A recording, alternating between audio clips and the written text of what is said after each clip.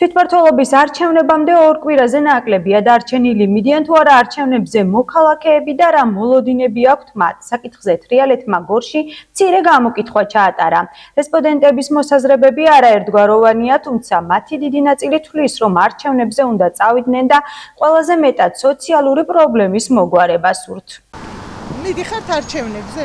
რა თქმა უნდა, როგორ შეიძლება შევასრულებოთ ჩემ მოვალეობას, მაგრამ ეს აუცილებელია, რომ ჩვენ უნდა ავირჩიოთ ის ხელმძღვანელი სხვადასხვა ისთანაც ქვეყნებას საქმე და მოთხოვოთ და აკეთოს საქმე. რატო? ხმეც გვიეცი მე ხმა და იმისი იმედი მაქვს სხვა არავის. დედამიწაზე არავის იმედი არ აქვს. ყველა მთავრობა თავის ჯიბისთვის იზრუნვა და ხალხზე არავინ აფიქრებს და. წავალ ალბათ. წავალ. აი რატომ ალბათ რა არის მიზეზი რომ გადაგაწყვეტინებთ წახვალ თუ არ წასვლა? არაფერი რა უნდა იყოს გადასაჭყვეტი, წავალ ალბათ. ის იქნებ შეიცვალოს ეს ცხოვრება, აი ერთი სუნკა წამლები მომაკ. ან ჰო ან არა რავი.